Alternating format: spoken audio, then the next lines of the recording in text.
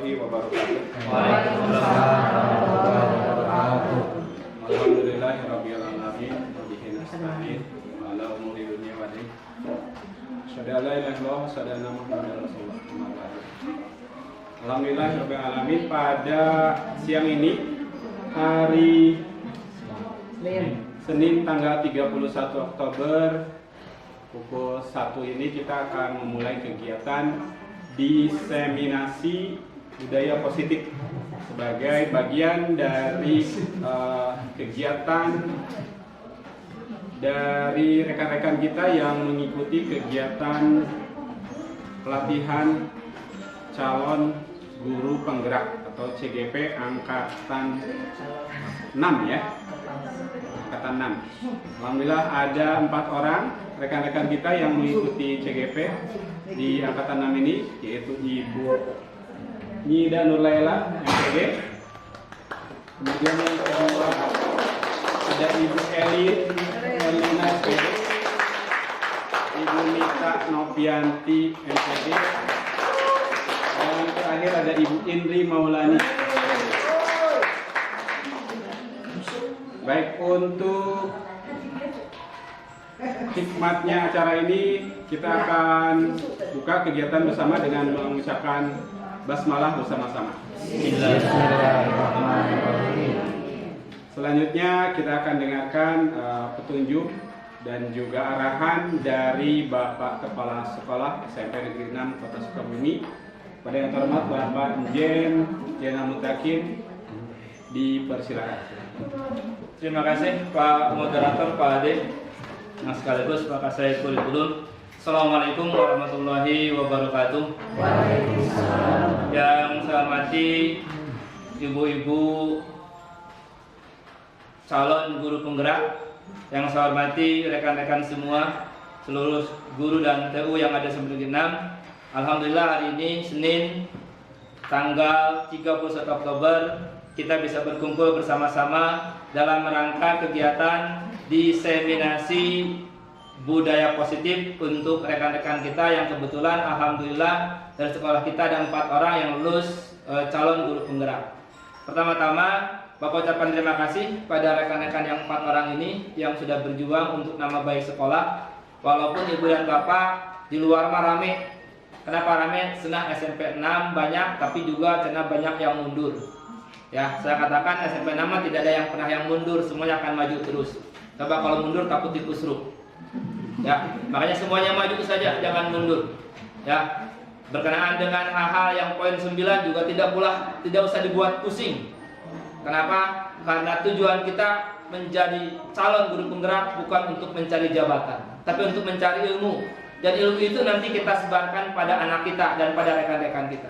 Sehingga hari ini adalah hari yang berbahagia buat saya pribadi karena 4 orang rekan saya bisa diseminasi kegiatan CGP.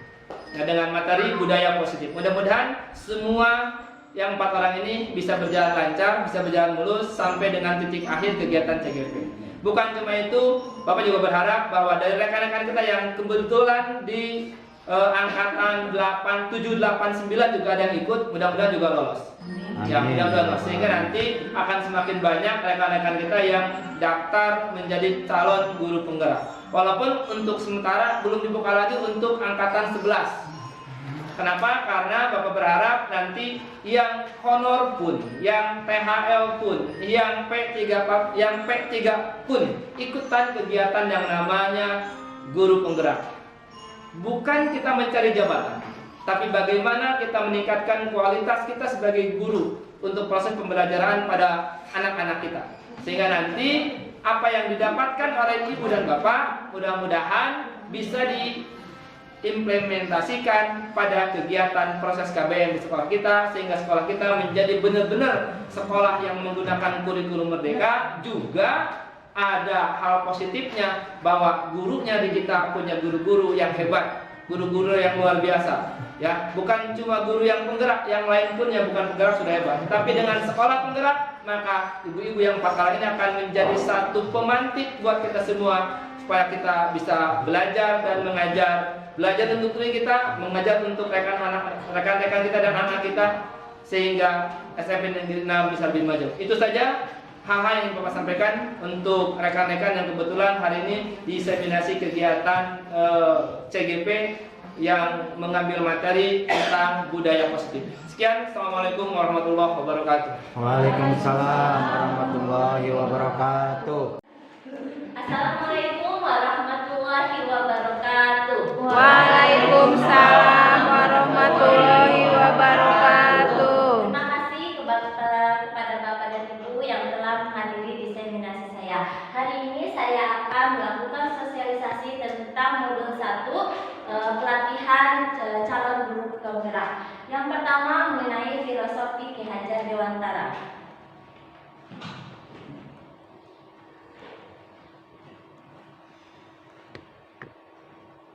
Ya, pemikiran Ki Hajar Dewantara atau filosofi Ki Hajar Dewantara yaitu pendidikan adalah tuntunan dalam hidup tumbuh kembangnya anak-anak. Jadi pendidikan itu bukan memaksa anak tapi menuntun anak. Tujuan pendidikan menuntun segala kodrat yang ada pada anak agar mencapai kebahagiaan yang setinggi-tingginya baik sebagai manusia maupun sebagai anggota masyarakat.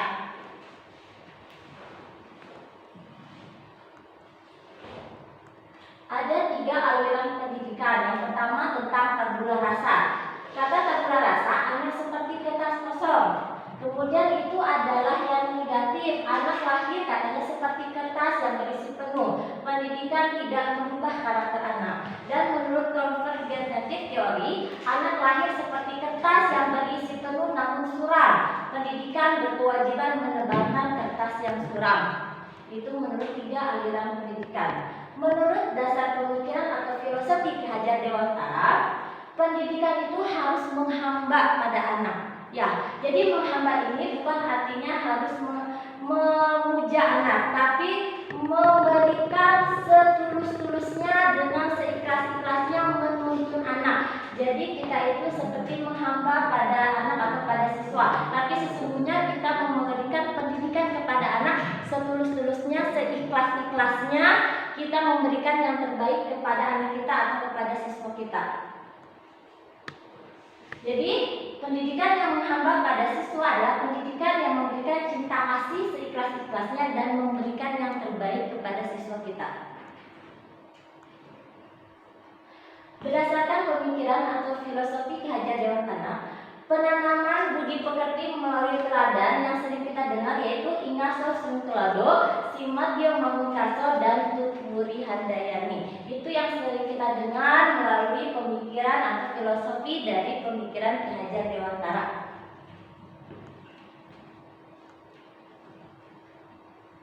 Pendidikan yang berpihak pada anak.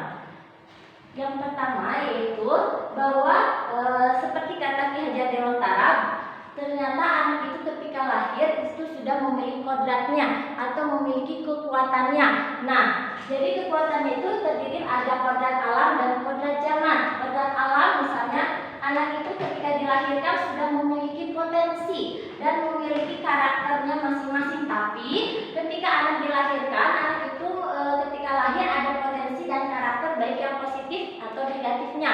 Ketika anak itu memiliki kodrat yang negatif, kita berharap dengan pendidikan akan meminimalisir kodrat anak yang negatif. Tetapi ketika anak pun dilahirkan ada kodrat yang positifnya, maka kita harus menebalkan kodrat anak yang positif tersebut. Jadi kodrat negatifnya kita minimalisir kalau bisa dihilangkan dengan pendidikan, dan kodrat anak yang positifnya kita tebalkan seperti itu. Dan kodrat zaman seperti yang kita ketahui bahwa anak-anak kita adalah digital native, artinya adalah dia pribumi dalam dunia maya atau dunia digital, sedangkan kita adalah sebagai pendatangnya. Jadi kita itu harus bisa bagaimana untuk masuk ke dalam dunia anak yang sekarang digital natif atau yang semuanya dalam bentuk digital, dan bahkan sekarang memasuki era society 5.0.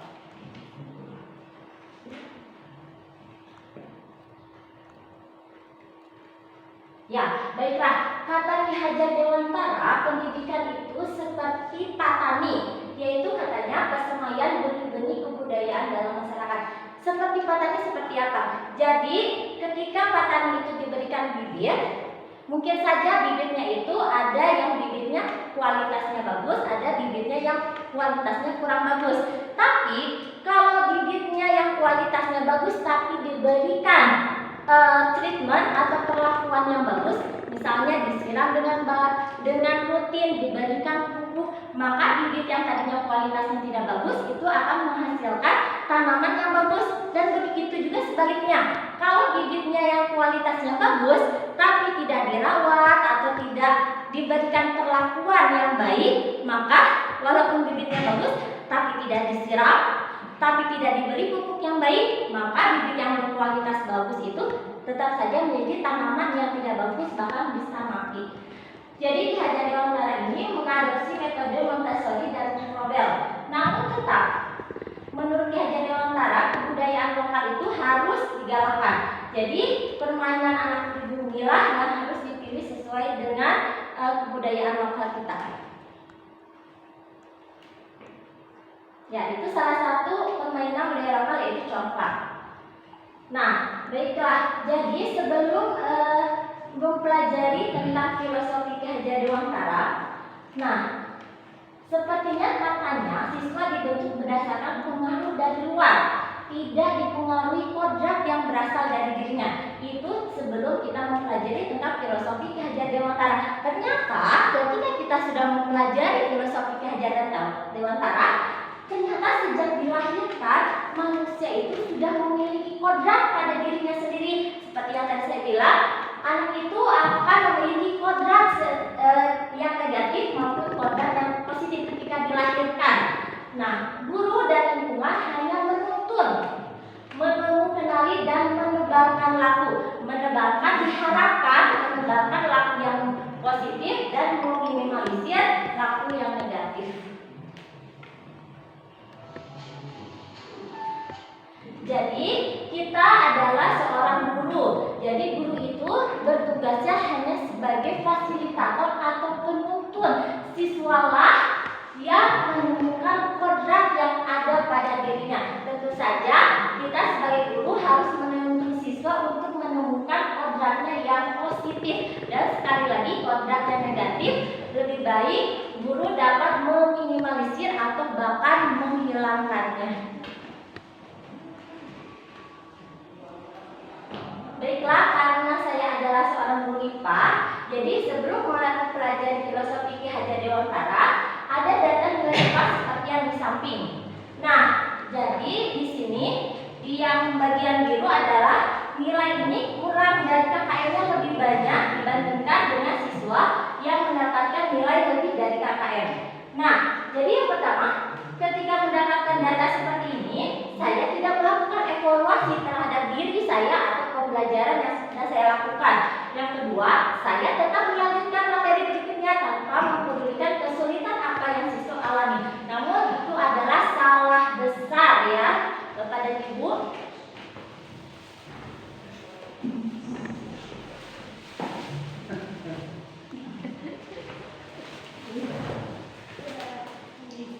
Nah, setelah saya mempelajari filosofi Ki Hajar Dewantara melalui pelatihan Camat Guru Penggerak, saya melakukan refleksi terhadap diri dan pembelajaran yang telah saya lakukan melalui temu kenali. Dan ini adalah contoh refleksi yang sudah saya buat dan dengan murid-murid saya. Kemudian untuk setelah saya mempelajari filosofi Ki Hajar Dewantara, saya pun akhirnya berusaha mendengarkan keluhan siswa dan berusaha menjelaskan kembali materi yang menurut siswa sulit. Dan saya juga melakukan persebaya bagi siswa yang belum mengerti oleh temannya sendiri. Kemungkinan anak itu ada yang lebih mengerti jika bekerja sama dengan temannya melalui tugas sebaya.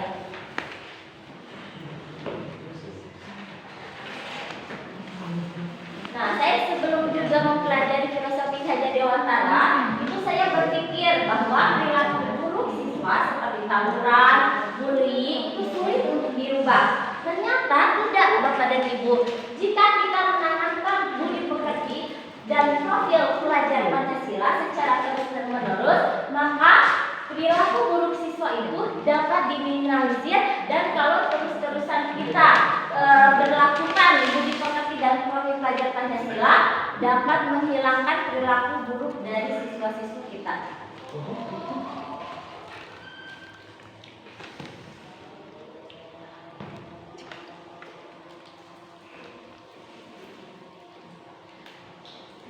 Usaha yang dilakukan oleh saya untuk memperbaiki atau memberikan refleksi, yang pertama saya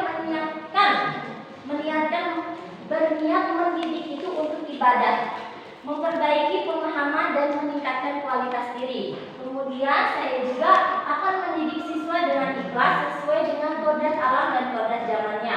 Kemudian untuk lebih mengerti siswa, saya masuk ke dunianya karena siswa itu adalah digital native, memberikan ruang bermain agar mereka nyaman, tentunya disebut belajar sambil bermain dan temu kenali. Dan jangan lupa juga dalam mendidik harus menanamkan budi pekerti dan pelihara budi bahasa dan tebakan laku. Dan yang paling tertinggi adalah kita akan membentuk siswa melalui atau terbentuknya siswa yang memiliki profil pelajar Pancasila. Kita akan membahas profil pelajar Pancasila di modul selanjutnya. Baiklah Bapak dan Ibu, selanjutnya saya akan sharing mengenai modul 1.2. Modul 1.2 ini isinya materinya tentang nilai-nilai dan peran guru penggerak. Apa sih nilai-nilai dan peran guru penggerak itu? Nilai-nilai guru penggerak itu ada 5 poinnya dan peran guru penggerak pun ada 5 poinnya. Coba kita bahas satu persatu. Nah, sebelum itu, maka kita akan sebelum memasuki materi nilai dan peran guru penggerak, di sini kita masih tentang Ki Hajar Dewantara ya, yang tadi itu seperti adalah pendidikan adalah tempat persemaian benih-benih kebudayaan. Berkaitan hal tersebut, maka kita harus lebih bijaksana dalam bertindak kepada siswa kita. Lebih banyak menggunakan otak lambat daripada otak cepat. Jadi, apa itu otak lambat dan otak cepat? Kita lihat berikutnya. Nah, pada awalnya kita itu berpikir bahwa itu seperti kertas kosong. Jadi kita sebagai guru dapat mengisinya sesuai dengan kehendak kita. Tapi ternyata salah. Ketika dilahirkan murid kita itu bukanlah kertas kosong, tapi mereka sudah memiliki kodratnya masing-masing. Anak bukanlah kertas kosong, namun ada tulisan yang masih kurang yang harus kita tebalkan agar menjadi jelas untuk kodrat baiknya dan menghapus jika ada kodrat yang tidak baik atau negatifnya. Nah, berkaitan dengan hal tersebut, maka kita harus mengenali dan menuntut kodrat tersebut. Dan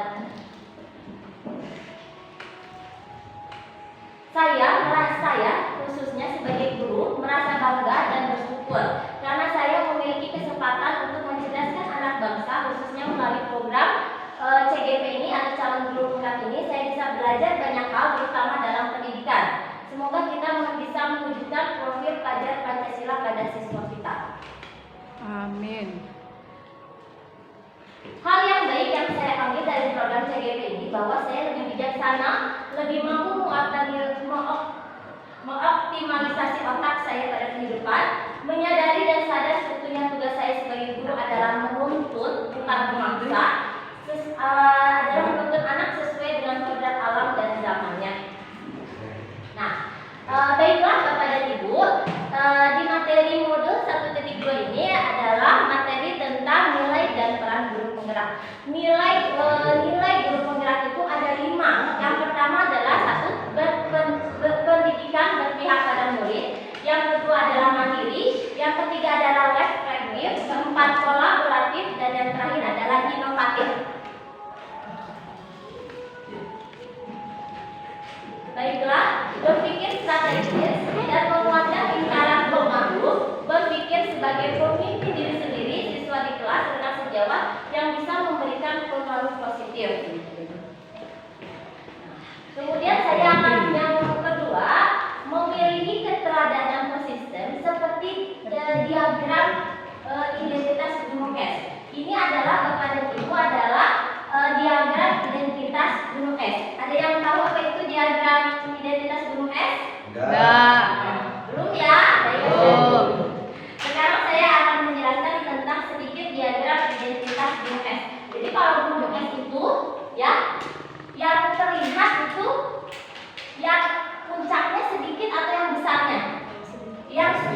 biasanya ya kalau pada gunung es. Nah itu yang kita lihat pada karakter anak. Jadi pada karakter anak itu ternyata yang terlihat itu misalnya kebiasaan. Nah itu adalah perilaku, tapi identitasnya sesungguhnya itu berada di bawah gunung es. Jadi yang lebih besarnya dari mana dia itu? Nah yang pertama, bagaimana agar identitas yang mereka terbentuk? Yang pertama itu dengan pembiasaan. Nah untungnya sekolah kita ini sudah memiliki pembiasaan setiap harinya ya. Jadi pengkondisian pembiasaan yang pertama itu akan menyebabkan keteladanan yang konsisten. Yang kedua, sistem atau aturan yang konsisten akan menyebabkan kebiasaan atau perilaku ya, kebiasaan perilaku menyebabkan adanya nanti pola pikir. Jadi kalau pembiasaannya ini konsisten, ya Bapak dan Ibu, kalau nanti pembiasaannya konsisten, maka anak akan menjadi pola pikir anak. Jadi pola pikir anak akan percaya atau akan meyakini nilai-nilai itu kalau konsisten. Konsisten itu terus-menerus ya Bapak dan Ibu dan rutin. Jadi ketika kita melakukan pembiasaan yang konsisten dan anak-anak akhirnya terbiasa, itu akan menyebabkan pola pikir anak, kepercayaan anak, dan anak meyakini nilai-nilai tersebut dan akhirnya menjadi kebiasaan. Jadi kita dapat melihat karakter anak itu nih, ya Bapak dan Ibu, ternyata lingkungan ini berpengaruh besar terhadap anak. Jadi ketika di sekolah lingkungannya itu positif, melaksanakan pembiasaan yang positif, maka pastinya pola pikir anak yang terbentuk juga positif dan akhirnya karakter anak yang terlihat juga karakternya atau kebiasaannya positif. Tadi kita sudah membicarakan tentang nilai-nilai guru penggerak yang ada 5 itu. Ada yang bisa menyebutkan 5 peran guru penggerak? Ya betul. Yang pertama adalah berpihak pada anak. Yang kedua adalah mandiri, kolaboratif, inovatif, dan efektif. Nah sekarang kita lanjut ke peran guru penggerak. Nah yang pertama peran guru penggerak itu harus satu, menjadi pemimpin pembelajaran sesuai dengan semboyan dari Ki Hajar Dewantara yaitu Ingaso Sungkulodo, Ingadio Mamungkaso, dan Tutu Handayani. Yang kedua yaitu peran guru penggerak adalah menjadi coach bagi guru lain. Misalnya berdaya dalam menemani dan menuntun rekan sejawat untuk menelaah proses belajar mereka sendiri. Selanjutnya peran dari guru penggerak adalah mendorong kolaborasi, bekerja sama untuk mencapai suatu tujuan tertentu. Jadi berkolaborasi baik dengan anak maupun dengan rekan sejawat. Dan mewujudkan kepemimpinan murid. Jadi guru mampu meramu pembelajaran sehingga murid merasa kompeten untuk meraih impiannya.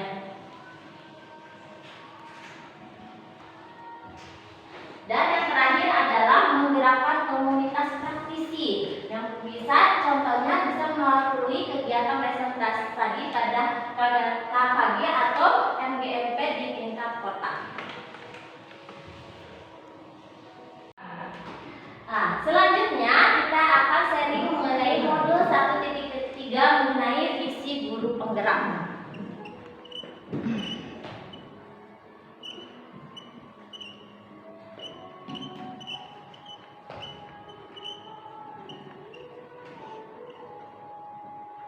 Di sini apa sih pentingnya visi dalam membawakan perubahan?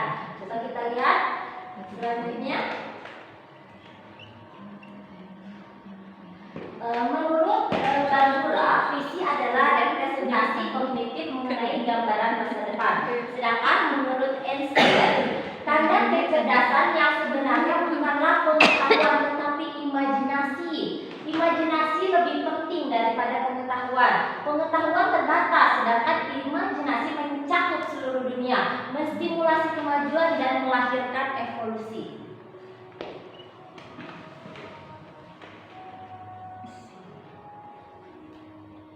Visi berdasarkan Kamus Besar Bahasa Indonesia itu yang pertama itu artinya adalah kemampuan untuk melihat inti, melihat pada inti persoalan. Yang kedua itu pandangan atau wawasan ke depan.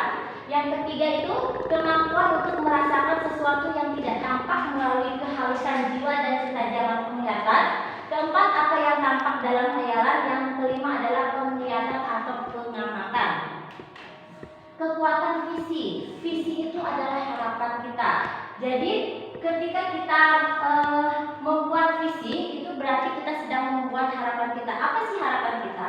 Visi kita itu yang sekarang adalah masa depan murid kita. Masa depan murid kita adalah masa depan bangsa kita, bangsa Indonesia.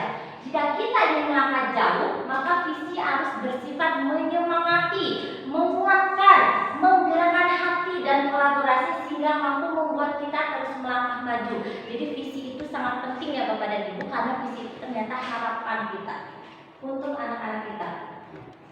Nah, jadi pada visi itu ada kekuatan kata. Seperti yang tadi dibahas bahwa kata visi itu harus ada untuk menyemangati. Jadi kekuatan kata pada visi itu harus memiliki kemampuan mengeksploitasi makna melalui kata dan cerita adalah suatu kualitas yang penting untuk dimiliki oleh seorang pemimpin. Makna tersebutlah yang akan menggerakkan hati, pikiran, dan jiwa seseorang. Jadi dengan kata-kata visi itu dapat menggerakkan jiwa manusia. Dan ini adalah salah satu puisi dari karya Insinyur Soekarno yang judulnya Aku Melihat Indonesia. Boleh saya sedikit membacakan ya tentang puisi Insinyur Soekarno. Tapi karena saya guru IPA, jadi intonasinya mungkin tidak seperti seorang pembaca puisi. Jadi ketika saya mendengar puisi tentang Aku Melihat Indonesia, waktu itu saya bergetar hati saya. Ya, jadi judulnya Aku Melihat Indonesia karya Insinyur Soekarno. Katanya begini, jikalau aku berdiri di pantai Neliep, aku mendengar lautan Hindia bergelora membantu di pantai Neliep itu, aku mendengar lagu sajak Indonesia. Jikalau aku melihat sawah-sawah yang menguning menghijau, aku tidak melihat lagi batang-batang padi yang menguning menghijau. Aku melihat Indonesia. Jikalau aku melihat gunung-gunung, Gunung Merapi, Gunung Semeru, Gunung Merbabu, Gunung Tangkuban Perahu, Gunung Telebret, dan gunung-gunung yang lain, aku melihat Indonesia.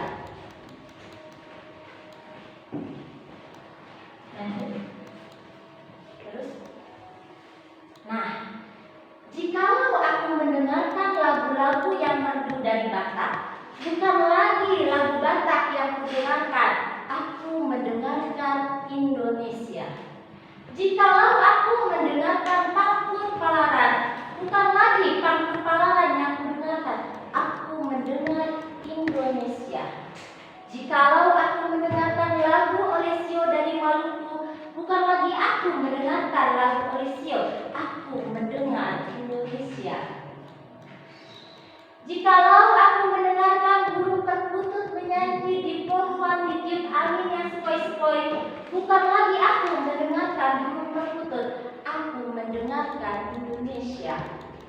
Jikalau aku menghirup udara ini, aku tidak lagi menghirup udara, aku menghirup Indonesia. Jikalau aku melihat wajah anak-anak di desa dengan mata yang bersinar-sinar, Pak Merdeka, Pak Merdeka, Pak Merdeka, aku bukan lagi melihat mata Indonesia, aku melihat Indonesia. Itu adalah salah satu karya Bapak Insinyur Soekarno yang betul-betul sangat meresap. Baik.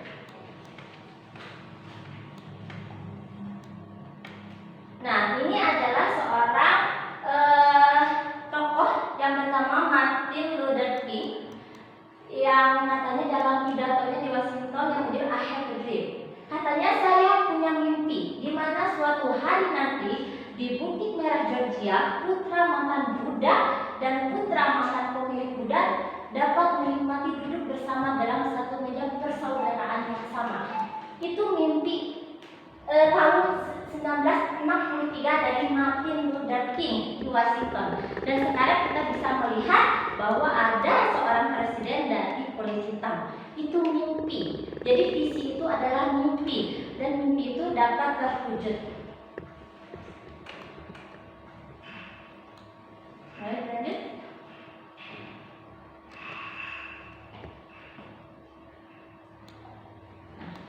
Visi saya sebagai pendidik, saya harus makin berdaya dalam mendidik, menyediakan dukungan yang diperlukan untuk menuntun kekuatan kodrat murid sebagai individu yang beriman serta berakhlak mulia bagi sesama dan semesta, baik dalam beragama maupun bernegara. Dan kedua, siswa sebagai warga masyarakat yang aktif memberikan kontribusi positif secara kritis, kreatif, dan welas asih. Dan yang ketiga, insan merdeka yang mandiri dan berani untuk turun tangan menciptakan keselamatan dan kebahagiaan sejak masa sekolah.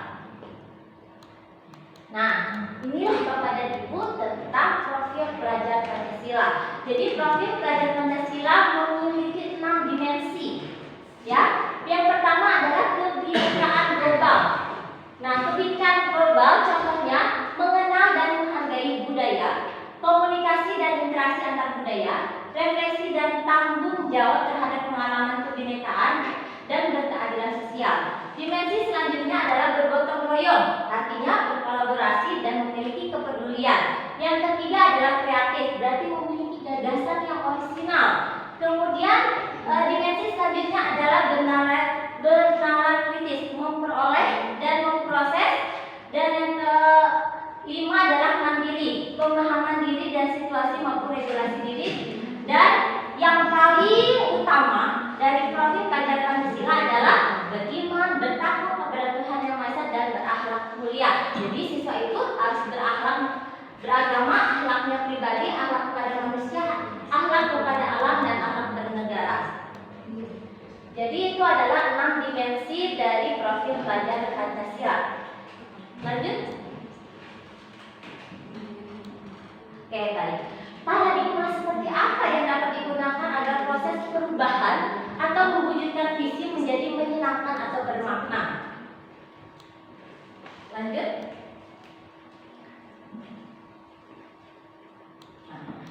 Oke, baiklah Bapak dan Ibu, mewujudkan visi sama dengan mencapai tujuan-tujuan yang disebut dengan prakasa perubahan. Nah, yang pertama, jika ada masalah, kita atasi atau selesaikan. Upayanya bagaimana? Pertama, mencari dan mengatasi masalah. Perspektifnya ada. Perspektifnya apa? Kalau ada masalah, pasti ada sesuatu yang salah. Fokus, cari kelemahan dalam sistem tersebut. Masalah itu adalah kesulitan atau batu sandungan. Nah, pengalaman dan emosinya apa kalau masalah itu tidak menyenangkan? Selanjutnya di sini ada kekuatan atau potensi yang dapat kita daya gunakan. Upayanya apa di sini? Identifikasi, apresiasi, selidiki kekuatan atau potensi atau aset. Perspektif, pasti ada kekuatan atau potensi dan aset. Fokus pada apresiasi kekuatan atau potensi atau aset dalam sistem tersebut. Semangat gotong royong, ko-kreasi atau ko-kreasi, dan masalahnya itu tantangan. Tantangan itu bukan dianggap sebagai batu sandungan lagi, tapi masalah itu dianggap sebagai batu lompatan. Dan pengalaman emosi itu adalah harusnya bahagia. Dan kita akan mempelajari tentang apresiasi inquiry. Lanjut. Nah, betul. Inquiry apresiatif adalah suatu filosofi dan landasan berpikir tentang perubahan yang berfokus pada upaya kolaboratif, berarti kooperatif, koevolusi untuk menemukan hal terbaik atau positif dalam diri orang-orang, dalam organisasi mereka, dan dunia di sekitar mereka. Inquiry apresiatif atau IA merupakan upaya perubahan positif yang melibatkan proses penyelidikan sistematis tentang apa yang membuat sebuah sistem hidup atau berjalan efektif dan cakap dalam terminologi ekonomi, ekologi, dan kemanusiaan. Lanjut.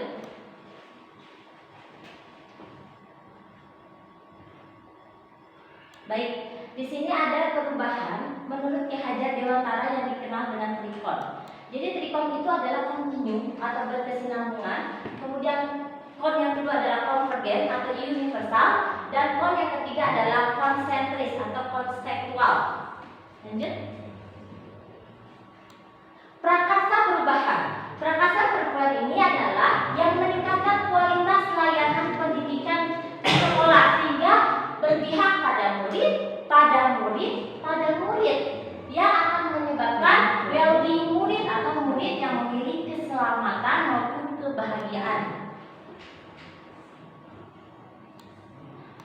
diberikan adalah usaha sadar dan terencana untuk mewujudkan suasana belajar dan proses pembelajaran agar peserta didik secara aktif mengembangkan potensi dirinya untuk memiliki kekuatan spiritual keagamaan, pengendalian diri, kepribadian, kecerdasan alam mulia, serta keterampilan yang diperlukan dirinya, masyarakat, bangsa, dan negara. Lanjut.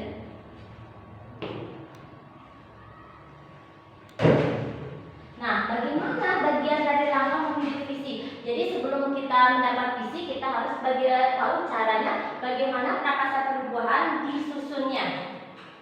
Nah, jadi ini adalah prakasa perubahan tahapannya, yaitu kita kenal istilahnya itu atap.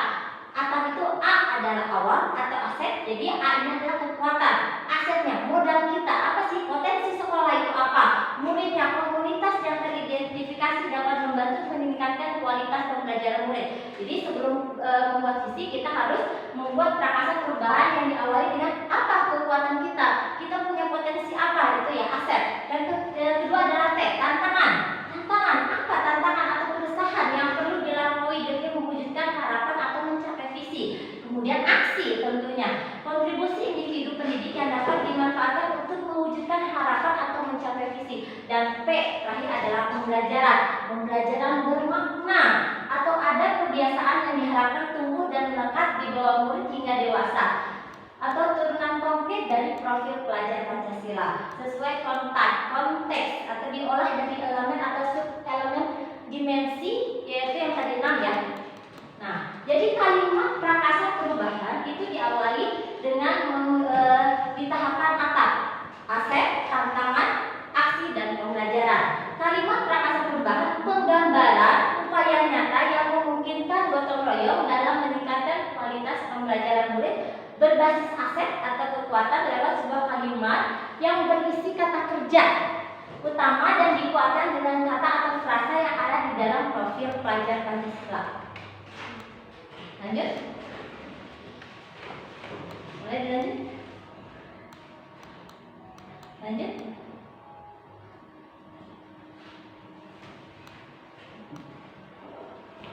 Ya, lanjut.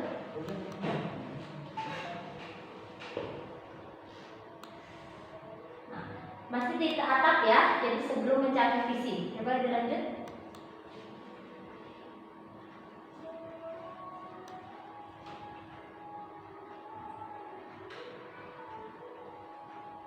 Ya, boleh dilihat yang di atas. Prakasa perubahan bukanlah slogan, bukan pula judul kegiatan. Prakasa perubahan ditulis dalam bentuk kalimat yang dimulai dengan kata kerja. Dengan begitu diharapkan dapat menstimulasi bayangan akan inisiatif atau tindakan atau kegiatan yang harus dijalankan demi mewujudkannya. Jadi prakasa perubahan ini belum menjadi visi. Boleh dilanjut? Kita lihat seperti apa prakasa perubahan. Nah, jadi setelah prakasa perubahan kita masuk ke tahapan bagja. Bagja membantu kita mengelola secara positif apapun yang diperlukan demi mewujudkan prakasa perubahan. Boleh dilanjut? Lanjut. Nah, ini adalah tahapan dari bagja. Bagja itu sebenarnya adalah singkatan dari B. B itu adalah buat pertanyaan. Yang A adalah ambil pelajaran, G adalah gali mimpi, J adalah jabarkan rencana, dan A adalah atur eksekusi. Boleh dilanjut? Oke.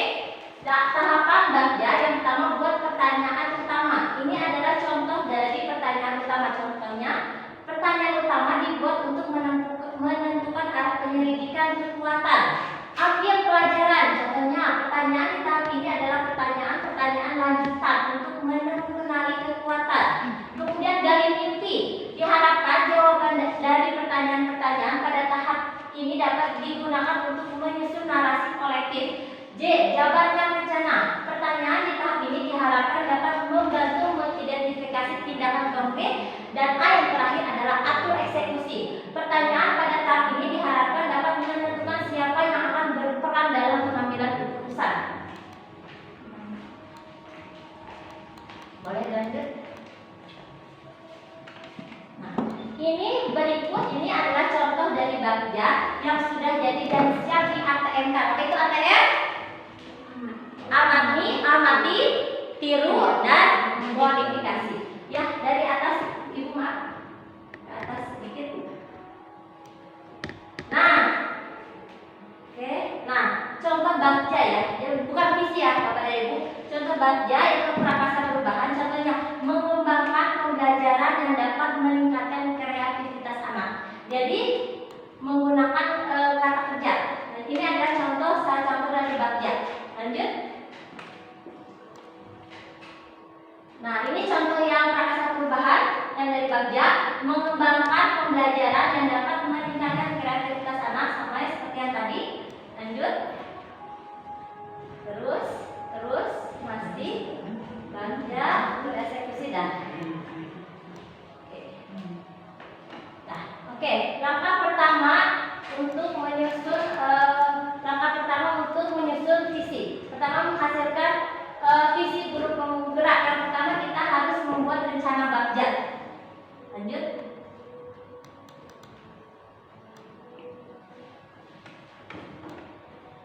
Oke. Di atas lagi, maaf. Di atas.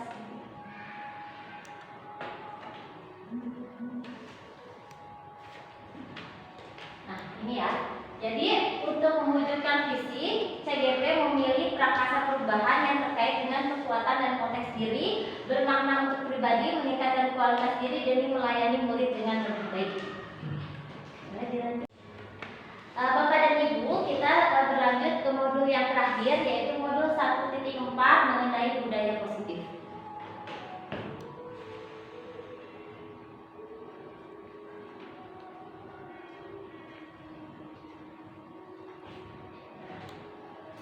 Terus lanjut.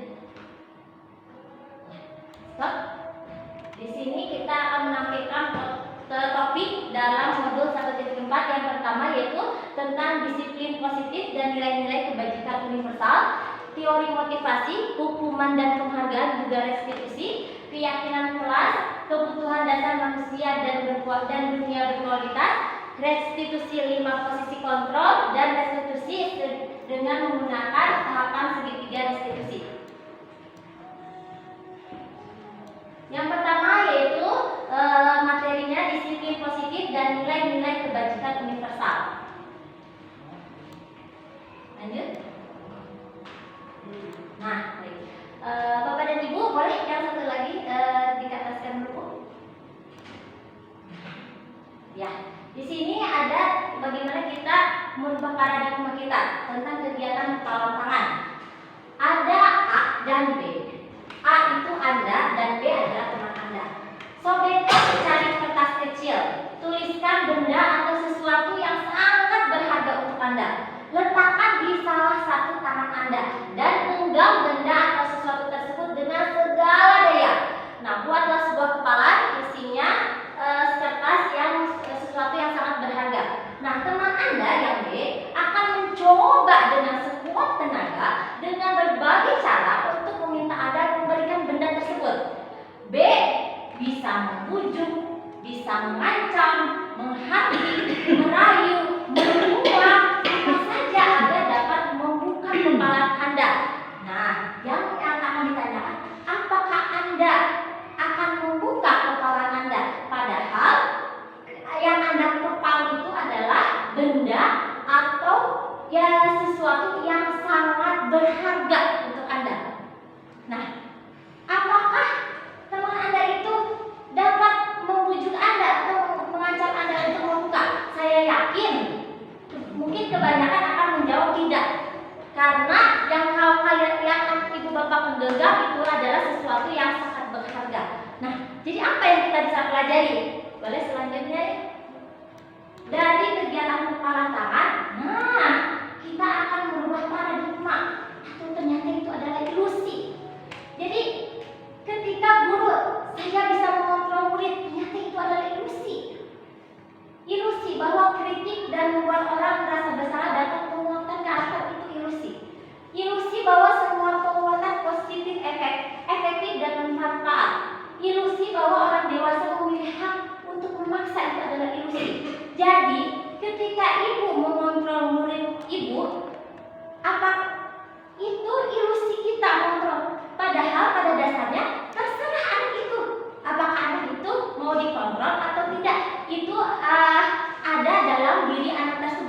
Jadi guru itu hanya ilusi dapat mengontrol murid, dan yang dapat mengontrol murid adalah dirinya sendiri. Nah, bagaimana itu bisa? Selanjutnya. Nah, siapa sesungguhnya yang memiliki kontrol? Yang pertama, stimulusnya, responnya. Kita mencoba mengubah orang agar berpandangan sama dengan kita. Nah, itu stimulusnya. Nah, teori kontrolnya itu kita berusaha memahami pandangan orang lain tentang dunia. Nah, stimulusnya perilaku buruk dilihat sebagai suatu kesalahan. Sebenarnya semua perilaku memiliki tujuan. Orang lain bisa mengontrol saya, itu kata stimulus. Tapi ternyata Anda tidak bisa mengontrol orang lain. Seperti itu. Pemaksaan ada pada saat rujukan gagal. Ternyata ini seharusnya yang sebenarnya terjadi. Kolaborasi dan konsensus menciptakan pilihan-pilihan baru. Model berpikir menang atau kalah, ternyata bukan. Model berpikirnya menang-menang. Tidak ada menang yang kalah. Jadi ya Bu ya, orang lain bisa mengontrol saya. Kata stimulusnya ternyata tidak. Hanya Anda yang bisa mengontrol diri saya. Jadi ketika kepala tadi dibuka, berarti Anda sendiri yang ingin membuka. Atau Anda keputusannya tidak membuka kepala, itu adalah Anda sendiri yang mengontrol. Ya. Dilanjutkan.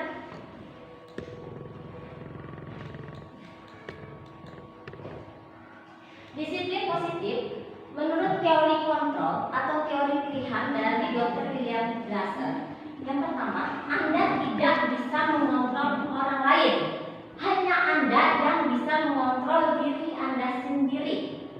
Nah, ini ada makna disiplinnya. Belajar kontrol diri dengan menggali potensi kita. Yang kedua, kata teori kontrol, semua perilaku memiliki tujuan. Ada yang disebut dengan teori motivasi. Misalnya, kita melakukan perilaku apa sih? Untuk menghindari hukuman, atau untuk mendapatkan imbalan, atau untuk menghargai diri sendiri. Kemudian ada model berpikirnya itu menurut teori kontrol menang-menang. Kolaborasi dan konsensus menciptakan pilihan-pilihan baru. Nah, ini masuk ke dalam 5 posisi kontrol. Nanti akan saya bahas tentang 5 posisi kontrol. Kemudian ada realitas atau kebutuhan kita berbeda-beda.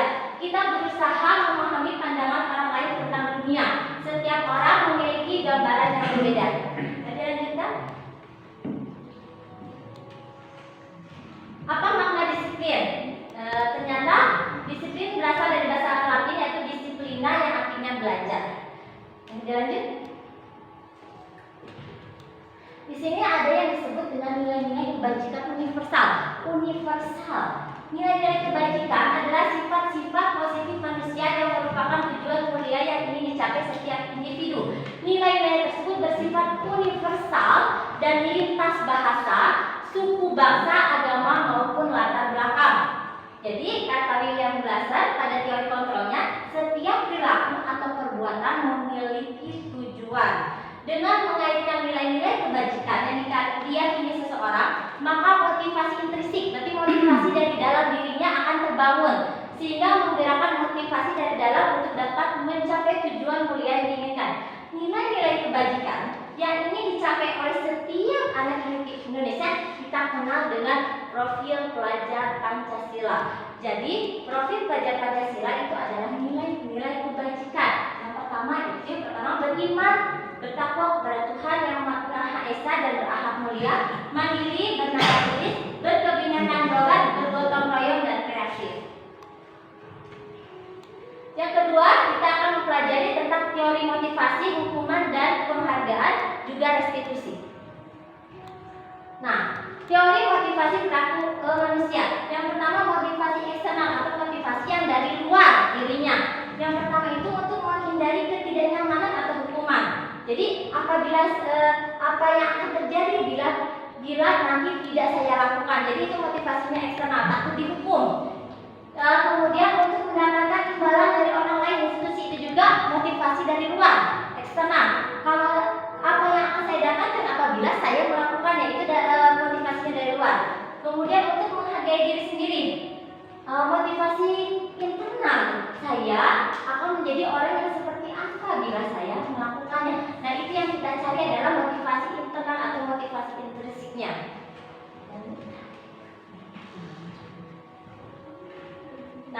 dilihat yang atas tentang merdeka.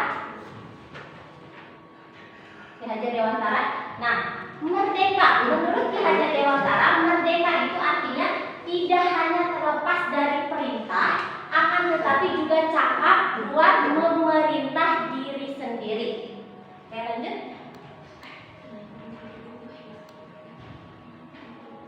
Nah, kita selama ini sangat ingin memberikan penghargaan.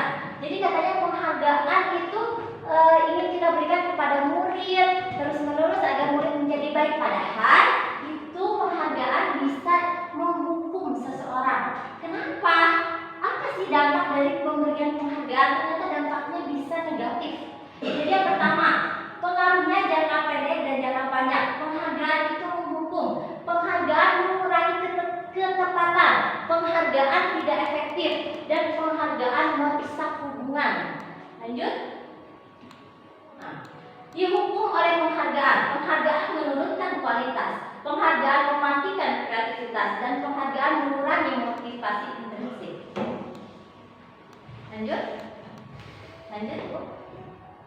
Ya, terus. Ya, di sini saya akan sharing tentang perbedaan antara hukuman dan konsekuensi. Nah, apa yang sebenarnya biasanya kita lakukan? Apakah kita melakukan hukuman atau konsekuensi? Kepada anak ya, kalau hukuman sesuatu yang menyakitkan harus terjadi. Kalau konsekuensi sesuatu yang harus terjadi. Kalau hukuman membuat anak sakit, jadi sakitnya itu baik fisiknya maupun hatinya untuk jangka waktu yang lama. Kalau konsekuensi membuat anak merasa tidak nyaman dalam jangka waktu pendek. Hukuman anak membenci kedisiplinan. Kalau konsekuensi anak menghargai disiplin. Kalau hukuman itu paksaan, kalau konsekuensi itu adalah stimulus dan tanggapan. Kalau hukuman mendorong anak menyakiti diri sendiri, kalau konsekuensi mendorong anak agar mudah menyesuaikan diri. Hukuman konsep diri yang buruk, kalau konsekuensi konsep diri yang baik. Hukuman anak belajar untuk menyembunyikan kesalahan, kalau konsekuensi anak belajar untuk mematuhi peraturan. Nah, kalau hukuman nantinya akan ada rasa marah, rasa bersalah, dipermalukan, merasa tak dihargai. Tapi kalau konsekuensi kehilangan hak, dibuat tidak nyaman, diasingkan untuk sementara. Lanjut. Nah, ini adalah identitas. Kalau hukuman akan terjadi identitasnya yang gagal. Tapi kalau identitas sukses, maka kita harus disiplin. Disiplin itu ada dua, ada konsekuensi, ada restitusi. Nah, apa itu? Bapak Ibu pernah dengar restitusi? Belum, baiklah. Kalau hukuman, contohnya ya, kalau hukuman sesuatu yang menyakitkan harus terjadi. Kalau konsekuensi sesuatu harus terjadi. Kalau restitusi merupakan pilihan. Ya, kita lihat apa lagi? Nah, contohnya, kalau hukuman korbannya mendapatkan keadilan. Kalau konsekuensinya korban bisa diabaikan. Kalau restitusi korban mendapatkan ganti. Coba. Nah, hukuman sistem tidak akan berjalan bila murid tidak takut. Konsekuensi memerlukan monitoring dan supervisi terus-menerus. Kalau restitusi, murid belajar bertanggung jawab untuk perilakunya. Lanjut. Terus, apa itu restitusi? Restitusi tadi kita bahas sudah sedikit ya. Restitusi adalah proses menciptakan kondisi bagi murid untuk memperbaiki kesalahan mereka, sehingga mereka bisa kembali pada kelompok mereka dengan karakter yang lebih kuat. Restitusi juga merupakan proses kolaboratif yang mengajarkan murid untuk mencari solusi untuk masalah mereka dan membantu murid berpikir tentang orang seperti apa yang mereka ingin menjadi atau tujuan mulia mereka dan bagaimana mereka harus memperlakukan orang lain menurut Gosen. 9 ciri-ciri restitusi. 1. Restitusi itu bukan untuk menebus kesalahan, namun untuk belajar dari kesalahan. 2. Memperbaiki hubungan. 3. Tawaran, bukan paksaan. 4. Restitusi menuntut untuk melihat ke dalam diri. Restitusi mencari kebutuhan dasar yang mendasari tindakan. Restitusi diri adalah cara yang paling baik. Restitusi fokus pada karakter bukan tindakan. Restitusi fokus pada solusi. Restitusi mengembalikan murid yang berbuat salah pada kelompoknya. Lanjut ke pembelajaran tentang keyakinan kelas. Kenapa sih keyakinan kelas? Kenapa tidak peraturan saja? Coba kita lihat. Nah, jadi kalau peraturan itu dipaksakan, sedangkan kalau keyakinan itu hadir dari dalam diri sendiri, yaitu memiliki motivasi intrinsik dari dalam diri sendiri. Kembali ke nilai-nilai atau keyakinan-keyakinan lebih menggerakkan seseorang dibandingkan mengikuti serangkaian peraturan-peraturan. Lanjut.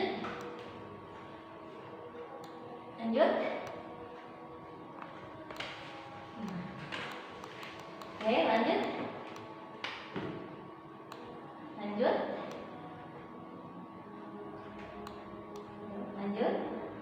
Ya. Oke, sekarang kita lihat apa sih perbedaan antara peraturan dan keyakinan kelas. Peraturan, katanya seperti ini. Selalu kembalikan buku ke tempatnya. Keyakinan kelas itu ada nilai-nilai kebajikan universal, yaitu tanggung jawab. Ya. Peraturan dilarang mengganggu orang lain. Keyakinan kelas menghormati orang lain. Yang ketiga, peraturan hadir di sekolah 15 menit sebelum pembelajaran dimulai. Peraturan. Kalau keyakinan kelas menghormati orang lain dan berkomitmen. Peraturan dilarang melakukan kekerasan. Kalau keyakinan kelas itu keselamatan atau menghormati orang lain. Peraturan biasanya menggunakan kata-kata yang negatif. Kalau keyakinan kelas menggunakan kalimat positif. Gitu ya, kepada ibu. Contohnya lagi peraturan kelas, katanya jangan berlari di kelas atau koridor. Kalau dari keyakinan kelas itu kesehatan atau keselamatan. Lanjut. Oke, pembelajaran yang keempat mengenai kebutuhan dasar manusia dan dunia berkualitas. Kebutuhan dasar manusia itu adalah kebutuhan dasar yang harus dipenuhi oleh manusia dan tentu saja harus dipenuhi oleh murid-murid kita. Jadi ada 5 dasar kebutuhan manusia. Yang pertama bertahan hidup, kepada itu ya. Kemudian ada kebebasan. Anak inginnya kebebasan, kesenangan, kepuasaan, dan kasih sayang dan rasa yang diterima. Jadi 5 kebutuhan dasar manusia ini harus terpenuhi. Kalau tidak terpenuhi, biasanya akan terjadi perilaku negatif untuk memenuhi 5 kebutuhan dasar manusia ini. Ya, jadi Bapak dan Ibu, ini adalah 5 kebutuhan dasar yang harus dipenuhi oleh anak-anak kita sebagai manusia. Pembelajaran kelima tentang posisi kontrol. Jadi di 5 Ibu selanjutnya ya 5 posisi kontrol. Sekarang Bapak dan Ibu dapat memposisikan kita itu di posisi mana? Ada 5 posisi kontrol kita sebagai guru. Yang pertama, apakah kita sebagai penghukum? Jadi para penghukum biasanya guru itu akan menghardik, menunjuk-nunjuk, menyakiti, menyindir. Kalau posisi kontrol kita sebagai pembuat orang merasa bersalah, maka guru itu akan berbuat biasanya berceramah dan mengatakan, ih seharusnya kamu begitu, ibu kecewa kalau kamu melakukan seperti itu. Berarti ibu dan bapak masuk dalam membuat orang merasa bersalah. Kalau posisi kontrol ibu sebagai teman, maka biasanya ibu, bapak dan ibu akan berkata, membuatkan alasan-alasan untuk muridnya, memaklumi muridnya. Itu bapak dan ibu posisi kontrolnya sebagai teman. Tapi kalau sebagai pemantau, ibu dan bapak biasanya menghitung atau mengukur. Kalau udah terlambat 5 kali dalam seminggu, kok bisa? Gak masuk ya berarti dalam seminggu. Nah itu berarti pemantau. Dan posisi yang paling utama, yang paling top adalah sebagai manajer. Jadi bapak dan ibu harus memposisikan diri sebagai manajer kepada murid-murid kita. Misalnya biasanya mengajukan pertanyaan-pertanyaan. Jadi tidak langsung menghukum. Jadi jangan sampai bapak dan ibu posisi kontrolnya sebagai penghukum. Jadi posisi terbaik kita kepada anak adalah sebagai manajer. Jadi kita menanyakan dulu alasan berbuat kesalahan. Kalau kita sudah tahu alasan mereka, nanti kita akan lanjut ke segitiga restitusi. Silakan. Lanjut. Ya, betul sekali. Nah, ini kita akan mempelajari segitiga restitusi. Bapak dan Ibu sudah pernah mendengar tentang segitiga restitusi? Jadi ketika Bapak dan Ibu nanti berposisi sebagai manajer, Bapak dan Ibu akan pasti ketika menghadapi masalah terhadap anak akan melakukan segitiga restitusi. Nah, saya akan memberikan pemahaman apa itu segitiga restitusi. Ada 3 tahapan dalam segitiga restitusi. Yang pertama, Bapak dan Ibu akan menstabilkan identitas. Boleh Ibu dibawahi dulu? Ya. Nah, pertama, Ibu akan memasuki tahapan ketika Ibu bermasalah, ada anak yang bermasalah, Ibu akan menstabilkan identitas. Contohnya, Ibu akan memberi pertanyaan ketika anak tidak masuk selama 5 hari dalam seminggu. Ibu akan bertanya, akan meyakini setiap orang pasti akan pernah melakukan kesalahan. Kayak gitu ya. Kamu bukan satu-satunya yang pernah melakukan ini. Setelah menstabilkan identitas, maka tahapan berikutnya adalah memfasilitasi kebutuhan atau memvalidasi tindakan yang salah. Nah, Ibu akan bertanya, kamu tentu punya alasan mengapa melakukan itu. Adakah cara yang lebih efektif? Ya, lanjut.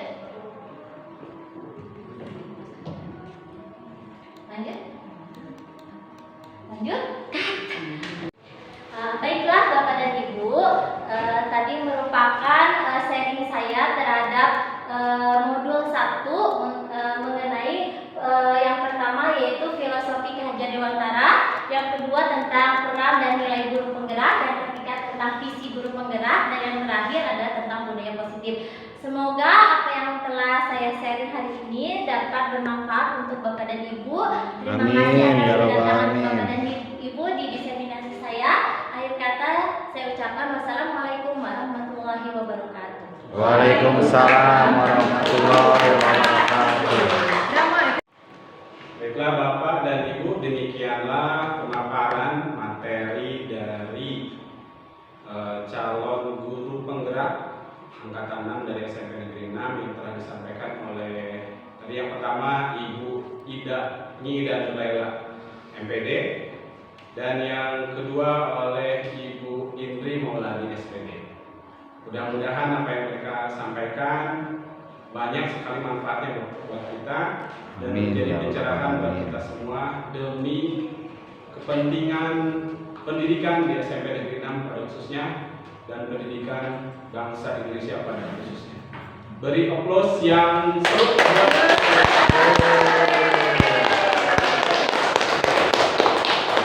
Ya, demikianlah kegiatan diseminasi budaya positif modul 1 pendidikan guru penggerak SMP Negeri 6 Kota Sukabumi telah kita lalui bersama. Mudah-mudahan lancar. Amin. Dan mereka bisa lulus sampai akhir nanti. Tetap semangat. Amin ya rabbal alamin.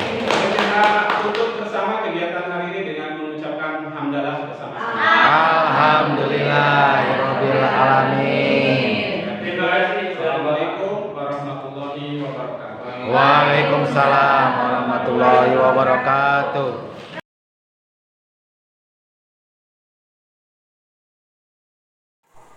Assalamualaikum warahmatullahi wabarakatuh. Baiklah anak-anakku kelas 7A, hari ini kita akan membuat kesepakatan dan keyakinan kelas 7A. Ibu akan membagikan sticky note. Nanti kalian akan menuliskan kalimat positif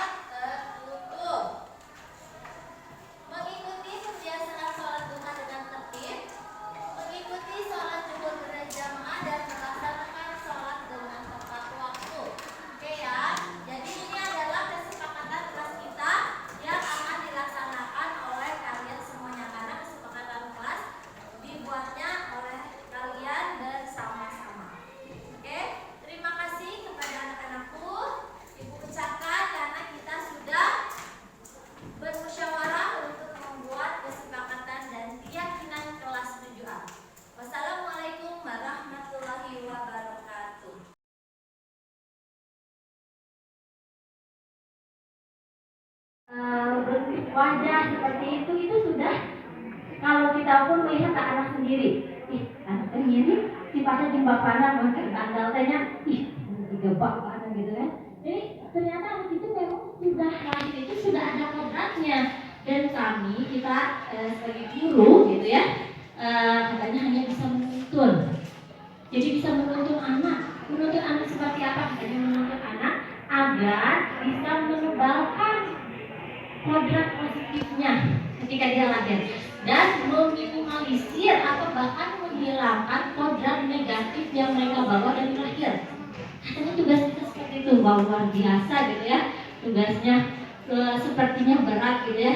Jadi anak itu ketika lahir sudah dengan kodratnya baik yang positifnya atau yang buruknya. Dan bagaimana cara kita agar menebalkan yang kodrat positifnya dan meminimalisir atau bahkan menghilangkan kodrat